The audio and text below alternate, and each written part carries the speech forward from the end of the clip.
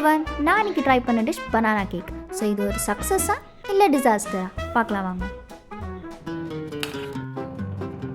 வீட்டில் வாழைப்பழம் இருக்கிறத வச்சு சரி ஏன் ஒரு பனானா கேக் ட்ரை பண்ணக்கூடாதுன்னு நினச்சேன். சரி ஸ்டார்ட் பண்ணியாச்சு. அதுக்கு 4 பனானா எடுத்துக்கிட்டேன் அண்ட் இனிப்புக்கு வெல்லம் தான் சேர்த்துக்கிட்டேன்.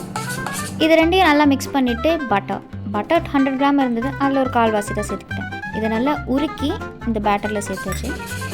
இல்லை சரி கையிலே சமாளிச்சிடலான்னு பார்த்தேன், பட் முடியல, கை வலிக்க ஆரம்பிச்சிருச்சு. சரி மிக்ஸி ஜார்லேயே போட்டு ஒரு அடி எடுத்தாச்சு. லேட்டாக தான் ஞாபகம் வந்தது, அச்சச்சோ முட்டையை மறந்தாச்சு. சரி பரவாயில்ல, இப்போ சேர்த்துக்கலான்னு சொல்லி ஒரு முட்டையை மட்டும் அடிச்சு ஊற்றி நல்லா மிக்ஸ் பண்ணியாச்சு. நெக்ஸ்ட்டு ட்ரை இன்க்ரீடியன்ட்ஸ் தான்.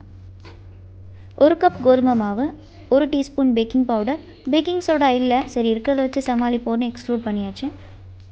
கொக்கோ பவுடர், பாட்டில் ஓப்பன் பண்ணோன்னே நல்ல ஒரு ரிஃப்ரெஷிங்கான அரோமா, அது ஒரு 4 டீஸ்பூன் சேர்த்துக்கிட்டேன். அதோட கொஞ்சம் 1/2 டீஸ்பூன் உப்பு. இப்போ நம்ம இந்த மிக்ஸ் பண்ணி வச்ச மாவை ஒரு அரிப்பில் நல்லா அரைச்சி எடுத்து அந்த பேட்டரில் சேர்த்துக்கிட்டேன். அப்போ தான் அந்த லம்ஸ் எல்லாம் இருக்காது. இதில் 1 கப் தயிர் சேர்த்துக்கிட்டேன். ஆக்சுவலி இதில் பால் சேர்த்துக்கிட்டேன் இன்னும் நல்லாயிருக்கும், பட் அன்ஃபார்ச்சுனேட்லி வீட்டில் பாலும் இல்லை, ஸோ அதுவும் சேர்க்கலை. சரி இருக்கிற வச்சு சமாளிப்போன்னு ஸ்டார்ட் பண்ண டிஷ்ஷு எப்படி இருக்குதுன்னு பாருங்கள்.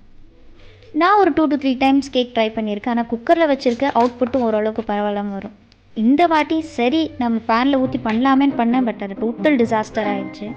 நல்ல ஒரு பீஸா சைஸில் கிறிஸ்டல் பீஸான்னு சொல்லலாம். ஒரு பீஸ் கூட என்னால் வாயில் வைக்கவே முடியல. இந்த வீடியோ காமிச்ச ஹஸ்பண்ட் ஒரு OTG ஆட்டை போட வேண்டியது தான். பார்க்கலாம் வாங்கி தரேன். அதுக்குள்ளே நெக்ஸ்ட் வீடியோவில் பார்க்கலாம். பாய் பாய்.